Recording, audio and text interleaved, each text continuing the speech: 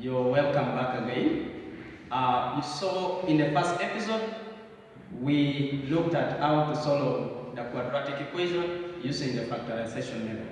Now, in this second episode, we are still going to look at how we are going to solve the same question using the quadratic formula. Now, how do we use a quadratic formula? A quadratic formula is used in this way. You realize that every quadratic equation is actually of this form. If we are taking y to be our unknown, so you see that a quadratic formula is of the form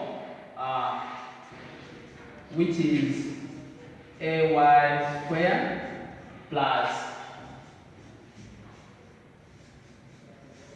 So this is the general form that the quadratic equation takes. So you realize that if you compare this and this, we are going to compare this equation with our general form of the quadratic equation, such that we can identify the value of A, the value of B, the value of C.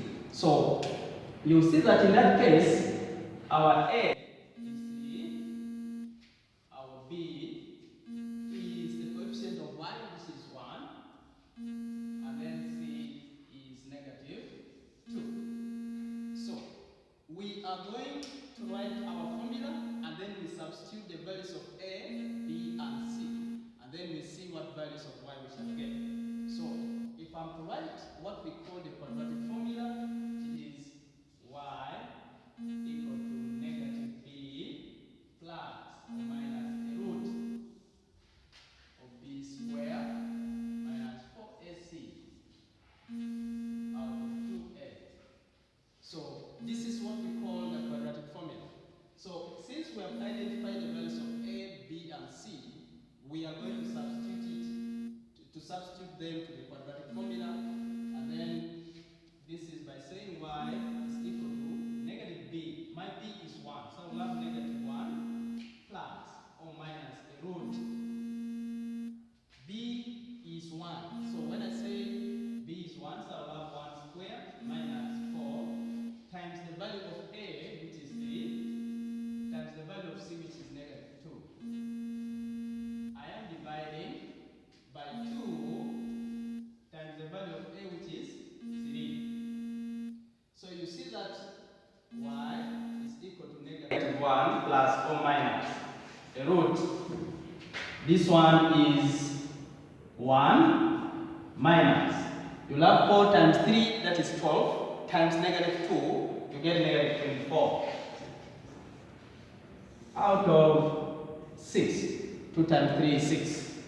So here we shall have y is equal to negative 1 plus or minus a root. Here we shall have inside 1 minus negative 24 gives us a 25 out of 6. So you see that the root of 25 actually is 5. So you see that y is equal to negative 1 plus or minus 5 out of 6. So it is at this point where we can get the two values of y. Let us see. So either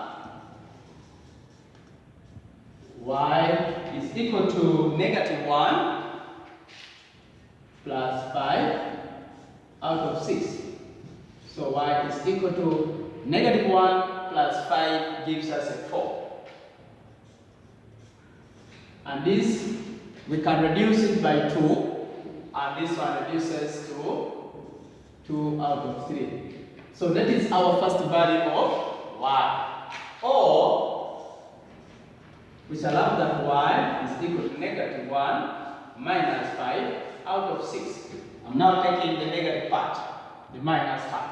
So this one y becomes negative 6 out of 6, and this is reduced to negative 1. You still see that the values of y that we have got are still negative 1 and 2 out of 3 as before. So the values of y are 2 and negative 1. So that is how we use what we call the quadratic formula. Thank you very much. Follow me in the next episode so that we look at the next method of how to solve the quadratic equation. Thank you very much.